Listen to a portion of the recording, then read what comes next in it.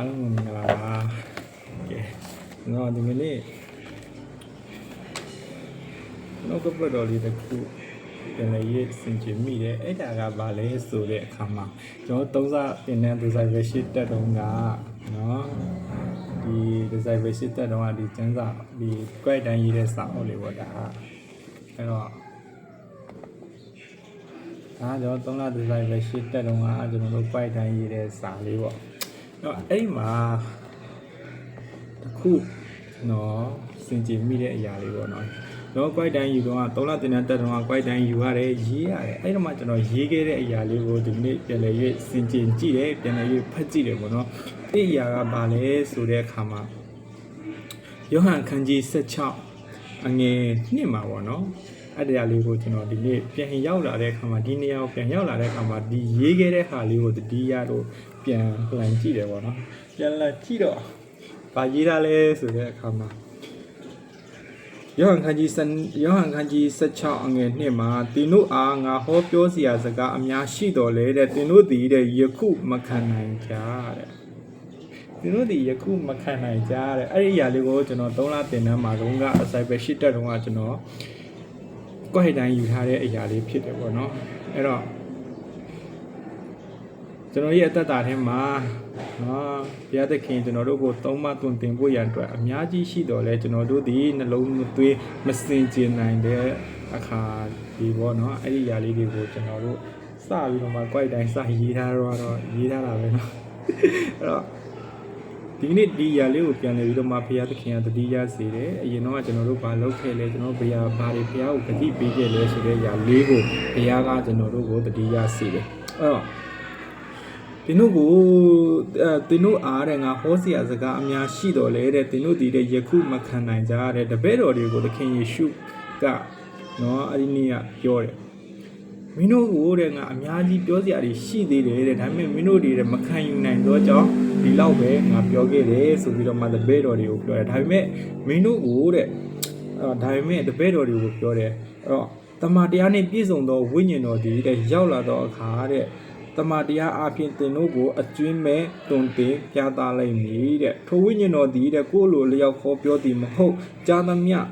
တို့ကိုတဲ့ဟောပြောလိုက်မည်တဲ့နောက်လာတန့်သောအရာတို့ကိုလည်းသင်တို့အားအကျွင်းမဲ့တုံတင်ပြသလိုက်မည်တဲ့ဒီကျွန်တော်တို့ရဲ့အသက်တာထဲမှာနော်ဘုရားသခင်ကကျွန်တော်တို့ကိုဆုံးမစရာတွေအများကြီးရှိတယ်တုံတင်စရာတွေအများကြီးရှိတယ်ဒါပေမဲ့ကျွန်တော်တို့တွေခံယူနိုင်လားဆိုတော့မခံယူနိုင်ကြဘူးဘုရားသခင်ပြောတဲ့အရာမပြောနဲ့ကျွန်တော်တို့လူချင်းဆိုရင်တော့ကိုစိုးပေါ့ဘုရားသခင်ပြောတဲ့အရာတော့ကျွန်တော်တို့မခံယူနိုင်ကြဘူးဆိုရင်ဒီနေ့ကျွန်တော်တို့ကိုလူချင်းပြောတဲ့အရာဆိုကျွန်တော်တို့ဘယ်လိုခံယူနိုင်ကြမလဲကျွန်တော်ရဲ့အသက်တာထဲမှာစင်ကြင်စရာဖြစ်တယ်အဲ့တော့ဒီနေ့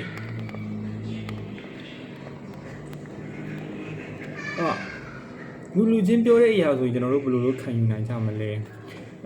အခါတလေကျွန်တော်တို့ရဲ့အသက်တာထဲမှာညီကိုတွေကဟဲ့အောင်တကယ်ချင်းဒါမကောင်းတော့မလုပ်နဲ့ဆိုရင်ဘာဖြစ်လို့လဲလုပ်ပါပဲကောင်းတယ်ဆိုတဲ့အရာမျိုးလေးတွေတကယ်ချင်းဒီလမ်းမသွားနဲ့တော့မကောင်းဆိုရင်သွားတာပဲเนาะကျွန်တော်အချင်းချင်းမပြောနဲ့ကျွန်တော်တို့ကိုခိုင်းတဲ့ဆရာတွေတောင်မှကျွန်တော်တို့ကိုပြောတယ်ဒီလမ်းကိုမသွားနဲ့နော်ဒီလမ်းကိုသွားရင်မိတခုခုဖြစ်မယ်နော်အန်ဒီရရှိတယ်နော်လို့ပြောရင်တော့မှကျွန်တော်တို့ကသွားကြည့်သေးတယ်လှုပ်ကြည့်သေးတယ်လှုပ်ပြီးဖြစ်တော့မှနောင်တဆိုတဲ့အရာလေးကိုကျွန်တော်တို့ပြန်ပြီးတော့မှစင်ကျင်ကြတယ်အဲ့တော့ကျွန်တော်တို့ကိုဖခင်ကအများကြီးပြောဖို့ရအတွက်ရှိတယ်ဒါပေမဲ့ကျွန်တော်တို့ရဲ့အသက်တာထဲမှာခံယူနိုင်ဖို့ရအတွက်နှလုံးသားရှိပြီလား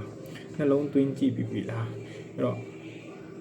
အသက်တာထဲမှာကျွန်တော်အသက်တာထဲမှာဒီနေ့ဒီနှုတ်ကပတ်တော်လေးကိုပြန်လည်ပြီးတတိယတဲ့ခါမှာဘာကိုစင်ကြင်မိလဲဒီနေ့ငါ့ကိုဘုရားသခင်တုံသင်စရာတွေအများကြီးရှိတယ်ဒီနေ့ဘုရားသခင်ငါ့ကိုပြောစရာစကားတွေအများကြီးရှိတယ်ငါနှလုံးသားကဘာဖြစ်လို့ဘုရားသခင်ရဲ့နှုတ်ကပတ်တော်ကိုမခံယူနိုင်တာလဲဒီနှုတ်ကပတ်တော်ကငါအတွက်တုံသင်နေတယ်ဒီနှုတ်ကပတ်တော်ကငါအတွက်ပြောနေတယ်ဒါဘာဖြစ်လို့ငါမခံယူနိုင်တာလဲဆိုတဲ့အရာလေးကိုစင်ကြင်မိတယ်အဲ့တော့ဒီထဲမှာလည်းအဲ့တိုင်းလေးပဲရေးထားတယ်အဲ့တော့အဲ့ဒီအရာလေးကိုရေးထားတော့ဒီနေ့ပြန်ဖတ်ကြည့်တော့ငါဘာဖြစ်လို့ဒီအတိုင်းအသက်မရှင်ခဲ့မိခဲ့လို့ဘုရားသခင်ကဒီနေ့ထက်လက်ပြီးတော့မှပြောပြတယ်ထက်လက်ပြီးတော့မှတုံတင်နေခံယူနိုင်တဲ့အရာကိုပဲဘုရားသခင်ကပေးတယ်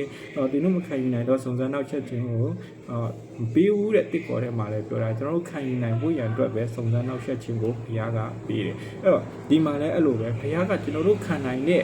ပြောနိုင်တဲ့ကျွန်တော်တို့ခံယူနိုင်တဲ့နှလုံးသားရှိတဲ့အရာလောက်ပဲနေ့ရက်စဉ်တိုင်းကျွန်တော်တို့ကိုတုံတင်ဆုံးမတော်မှကျွန်တော်တို့ခံယူဖို့ရအတွက်အောက်တိတိဖြစ်တယ်ဆိုရင်ကြီးသောအရာကိုဘုရားသခင်ကျွန်တော်တို့ကိုဆုံးမဖို့ဒီထက်နှက်နေတဲ့အရာတွေကိုဘုရားသခင်ကျွန်တော်တို့ကိုတုံတင်ဖို့ဆိုရင်ကျွန်တော်တို့ဘယ်လိုမျိုးကျွန်တော်တို့ရဲ့အသက်တာထဲမှာခံယူနိုင်မလဲကျွန်တော်တို့ရဲ့အသက်တာထဲမှာဘယ်လိုမျိုးစင်ကြင်နိုင်မလဲဆိုတဲ့အရာလေးကိုဒီနေ့ဘုရားသခင်ကဒီနှုတ်ကပတ်တော်အားဖြင့်ကျွန်တော်တို့ကိုတုံတင်ပြသတယ်ဒီအရာတွေကိုခံယူနိုင်ဖို့ရအတွက်ကျွန်တော်ရဲ့တက်တာထဲမှာဘာလို့အပ်လဲဝိညာဉ်တော်လိုအပ်ပါတယ်ကျွန်တော်ရဲ့ဝိညာဉ်တော်ရဲ့ဖွင့်ပြခြင်းတွေကျွန်တော်အတွင်းထဲမှာအလုပ်လုပ်ခြင်းတွေကိုကျွန်တော်တို့ဘယ်လိုမျိုးသိရလဲဆိုတဲ့အခါမှာဘုရားသခင်နဲ့နှုတ်ကပတ်တော်နဲ့အမြဲတမ်းမနေ့တိုင်းကျမ်းစာဖတ်ခြင်းအဖြစ်မနေ့တိုင်းဘုရားရဲ့အတန်တော်ကိုနားထောင်ခြင်းအဖြစ်ဘုရားသခင်ရဲ့မိတ္တဟာဖွဲ့ခြင်းအဖြစ်မဲ့ကျွန်တော်တို့ဒီနှုတ်ကပတ်တော်ဒီဘုရားသခင်ရဲ့ပြောတဲ့အရာကိုရေရှည်ခံယူနိုင်မှာဖြစ်တယ်ဒီနေ့ဘုရားသခင်ငါတို့ကိုဘာတုံတင်နေလဲဘုရားသခင်ကျွန်တော်ကိုဘာတုံနေလဲဘုရားသခင်ကျွန်တော်ကိုဘာပြောနေလဲဆိုတဲ့အရာကိုဒီကျမ်းစာအဖြစ်ပဲသိရမှာဖြစ်တယ်ဆိုတဲ့အရာလေးကိုဒီနေ့ခွန်အားရလို့ပြောလေအတိတ်ခံဝင်ရပါတယ်အားလုံးရစီတိုင်းဘုရားသခင်ကောင်းချီးပေးပါစေ